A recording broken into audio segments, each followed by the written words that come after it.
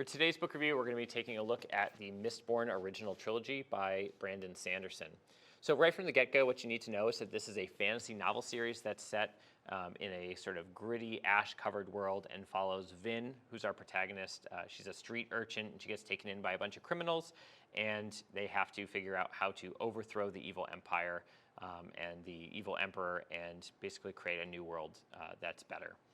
So right from the beginning, we get to meet Vin's crew, and what I really like is that each of the characters in the crew are these super interesting, dynamic characters that each have their own sort of like little side stories through the series. When I did my review for Six of Crows, I complained that everybody in the crew kind of just felt like they blended together, and I didn't really care that much about them. Sanderson does the opposite. I thought some of the best parts of the series were actually the side stories from some of the characters in her crew. And they were a really nice complement to a good story about Vin. I also think that maybe one of the calling cards of the Mistborn series is the magic system, which is called allomancy. So it's the idea that you can take and ingest powdered metals, and then you get different abilities based on what you ingest. Anything from being able to control people's emotions to superhuman strength to being able to leap from rooftop to rooftop like you're Spider-Man. So it replaces your traditional magic with this kind of idea, and it works really well. It's super compact. It's really easy to understand.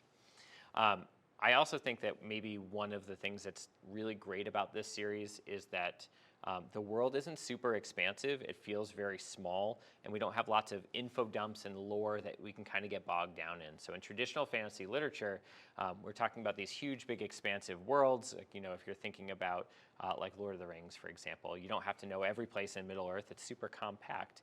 You don't need to know what happened for thousands and thousands of years. It all kind of fits together in a nice, neat package, and that allows you to get back to the action. That gets you back to sort of like the intrigue that goes in along the way, and you're not trying to figure out people's long, complicated names and all their histories or how even magic works through different time periods. It's all super accessible, and I think that that's what I like most about the Mistborn series out of everything, is that it's super approachable and it's super accessible. So I have a lot of students in my 7th and 8th grade classes who complain about YA novels feeling like they're a little bit young, but some of the traditional fantasy novels for adults are really long and complicated and hard to understand, and this kind of straddles the line in between the two of them. So it's interesting and engaging, and there's enough happening all the time that it's super interesting and keeps people on track, but without getting lost in a lot of that external stuff. So I absolutely love this series. I can't wait to spend more time in the Cosmere and read some other Brandon Sanderson books. But if you're looking for a great way into a super unique, interesting fantasy series, I would absolutely recommend Mistborn is a great place to do that. So thanks for listening. Let me know what you thought, and I'll look for any of your feedback, and happy reading.